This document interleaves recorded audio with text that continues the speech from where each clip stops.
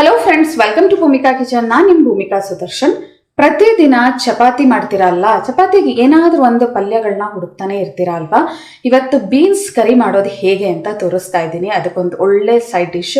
ಬರೀ ಚಪಾತಿ ಒಂದೇ ಅಲ್ಲ, ಪೂರಿ, ರೋಟಿ, ನಾನ್, ಕುಲ್ಚಾ ಇದೆಲ್ಲದಕ್ಕೂ ಒಳ್ಳೆ ಕಾಂಬಿನೇಷನ್ನು. ಇದನ್ನು ಮಾಡೋದು ಹೇಗೆ ಅಂತ ತೋರಿಸ್ತೀನಿ.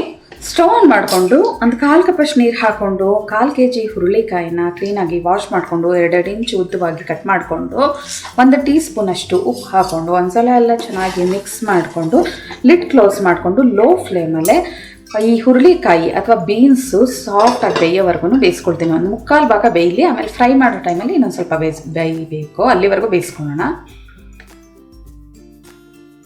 4 ರಿಂದ 5 ನಿಮಿಷ ಲೋ ಫ್ಲೇಮಲ್ಲೇ ಬೇಯಿಸ್ಕೊಂಡಿದ್ದೀನಿ. ಹಿಂಗೆ ಪ್ರೆಸ್ ಮಾಡಿದ್ರೆ ಗೊತ್ತಾಗ್ತಾ ಇದೆ ಬೀನ್ಸ್ ಚೆನ್ನಾಗಿ ಬೆಂದಿದೆ ಅಂತ ಅಂದ್ಬಿಟ್ಟು. ಇವಾಗ ಇದನ್ನ ಸೈಡಲ್ಲಿ ಇಟ್ಟು ಬಾಣಲಿಯಲ್ಲಿ ಕೆಲವೊಂದು ಐಟಮ್ನ ಫ್ರೈ ಮಾಡ್ಕೊಳ್ಳೋಣ.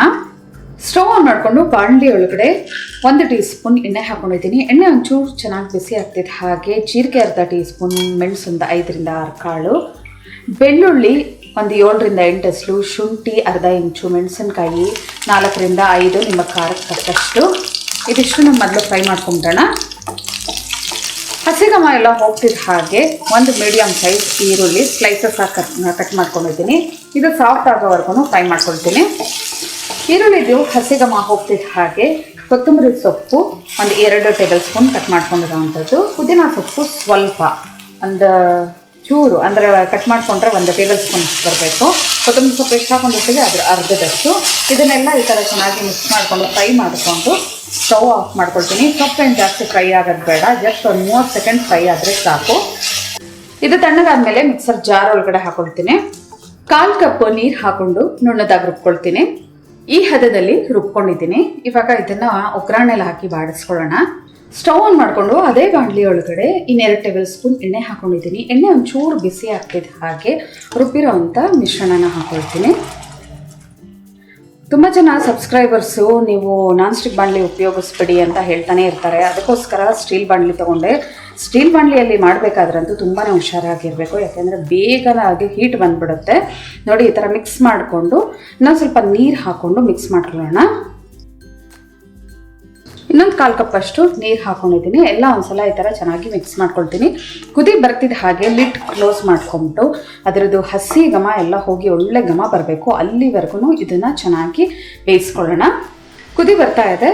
ಇವಾಗ ಒಂದ್ಸಲ ಮಿಕ್ಸ್ ಮಾಡಿಕೊಂಡು ಲಿಡ್ ಕ್ಲೋಸ್ ಮಾಡ್ಕೊಂಡ್ಬಿಡ್ತೀನಿ. ಮೀಡಿಯಮ್ ಫ್ಲೇಮಲ್ಲಿ ಅದರ ಹಸಿ ಘಮ ಹೋಗೋವರೆಗೂ ಬೇಯಿಸ್ಕೋಬೇಕು. ಒಳ್ಳೆ ಘಮ ಬರ್ತಾ ಇದೆ. ಇವಾಗ ಇದಕ್ಕೆ ಮಸಾಲೆ ಪುಡಿಗಳನ್ನೆಲ್ಲ ಹಾಕೊಂಡ್ಬಿಡೋಣ. ಅರಿಶಿನ 1/4 ಟೀ ಸ್ಪೂನ್, ಅರ್ಧ ಟೀ ಸ್ಪೂನ್ ಗರಂ ಮಸಾಲ, ಧನಿಯಾ ಪುಡಿ ಅರ್ಧ ಟೀ ಸ್ಪೂನ್, 1/4 ಟೀ ಸ್ಪೂನ್ ಜೀರಿಗೆ ಪುಡಿ. ಇದನ್ನು ಹಾಕ್ಕೊಂಡು 1 ನಿಮಿಷ ಹಾಗೆ ಲೋ ಫ್ಲೇಮಲ್ಲಿ ಬೇಯಿಸ್ಕೊಳ್ತೀನಿ. ಮಸಾಲೆ ಎಲ್ಲ ಚೆನ್ನಾಗಿ ಹಿಂಗೆ ಮಿಕ್ಸ್ ಮಾಡಿಕೊಂಡು ಒಳ್ಳೆ ಘಮ ಬರೋಕ್ಕೆ ಶುರು ಆಗ್ತಿದೆ ಹಾಗೆ ಬೇಯಿಸಿಟ್ಕೊಂಡಿರೋವಂಥ ಬೀನ್ಸ್ನ ಹಾಕ್ಕೊಳ್ತಾ ಇದ್ದೀನಿ. ನೀರು ಸಮೇತ ಹಾಕ್ಕೊಳ್ತಾ ಇದ್ದೀನಿ. ಉಪ್ಪು ಈ ಬೀನ್ಸ್ ಬೇಯಿಸ್ಬೇಕಾದ್ರೆ ಹಾಕಿರೋದ್ರಿಂದ ಟೇಸ್ಟ್ ನೋಡಿಬಿಟ್ಟು ನಂತರ ಉಪ್ಪಿನ ಪುಡಿ ಹಾಕೊಳ್ಳೋಣ. ಒಂದ್ಸಲ ಎಲ್ಲ ಚೆನ್ನಾಗಿ ಮಿಕ್ಸ್ ಮಾಡ್ಕೊಳ್ತೀನಿ. ಇದು ಗ್ರೇವಿ ಕನ್ಸಿಸ್ಟೆನ್ಸಿಯಲ್ಲಿರಬೇಕು. ನೀರು ಬೇಕಾದರೆ ಹಾಕ್ಕೊಂಡು ಅಡ್ಜಸ್ಟ್ ಮಾಡ್ಕೋಬೇಕಾಗತ್ತೆ. ಎಲ್ಲ ಒಂದ್ಸಲ ಚೆನ್ನಾಗಿ ಮಿಕ್ಸ್ ಮಾಡ್ಕೊಂಡಿದ್ದೀನಿ. ಇನ್ನೊಂದು ಚೂರು ಉಪ್ಪು ಬೇಕು ಅನ್ನಿಸ್ತು, ಒಂಚೂರು ಉಪ್ಪು ಹಾಕ್ಕೊಳ್ತಾ ಇದ್ದೀನಿ. ಪುನಃ ಎಲ್ಲ ಚೆನ್ನಾಗಿ ಮಿಕ್ಸ್ ಮಾಡಿಕೊಂಡು ಲಿಡ್ ಕ್ಲೋಸ್ ಮಾಡಿಕೊಂಡು ಇನ್ನೊಂದು 3 ರಿಂದ 4 ನಿಮಿಷ ಬೇಯಿಸ್ಕೊಳ್ತೀನಿ ಲೋ ಫ್ಲೇಮಲ್ಲೇ.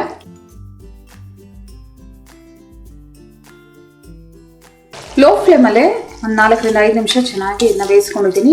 ಕ್ಲೀನಾಗಿ ಎಣ್ಣೆ ಬಿಟ್ಟಿದೆಯಂತೆ, ಒಳ್ಳೆ ಘಮ ಬರ್ತಾ ಇದೆ. ಶುಂಠಿ, ಬೆಳ್ಳುಳ್ಳಿ, ಪುದೀನ ಹಾಕಿರೋದ್ರಿಂದ ಒಳ್ಳೆ ಮಸಾಲೆ ಘಮ ಬರ್ತಾ ಇದೆ. ಸ್ಟವ್ ಆಫ್ ಮಾಡ್ತಾ ಇದ್ದೀನಿ. ಸರ್ವ್ ಮಾಡೋದಕ್ಕೆ ಬೀನ್ಸ್ ಕರಿ ರೆಡಿ ಇದೆ ನೋಡಿ. ಇದನ್ನು ನೀವು ಚಪಾತಿ, ಪೂರಿ, ರೋಟಿ, ನಾನ್, ಕುಲ್ಚಾ ಇದೆಲ್ಲದ್ರ ಜೊತೆನೂ ಸರ್ವ್ ಮಾಡ್ಕೋಬೋದು. ತುಂಬ ಈಸಿ ರೆಸಿಪಿ. ನೀವು ಒಂದ್ಸಲ ಟ್ರೈ ಮಾಡಿ ಹೇಗಿದೆ ಅಂತ ಕಮೆಂಟ್ ಬಾಕ್ಸಲ್ಲಿ ತಿಳಿಸಿ. ಇವತ್ತಿನ ಈ ಸಿಂಪಲ್ ರೆಸಿಪಿ ನಿಮ್ಗೆ ಇಷ್ಟ ಆದರೆ ಲೈಕ್ ಮಾಡಿ, ಶೇರ್ ಮಾಡಿ. ಯಾರೆಲ್ಲ ಇನ್ನೂ ಭೂಮಿಕಾ ಕಿಚನ್ಗೆ ಸಬ್ಸ್ಕ್ರೈಬ್ ಆಗಿಲ್ಲ ದಯವಿಟ್ಟು ಸಬ್ಸ್ಕ್ರೈಬ್ ಆಗಿ. Thanks for watching.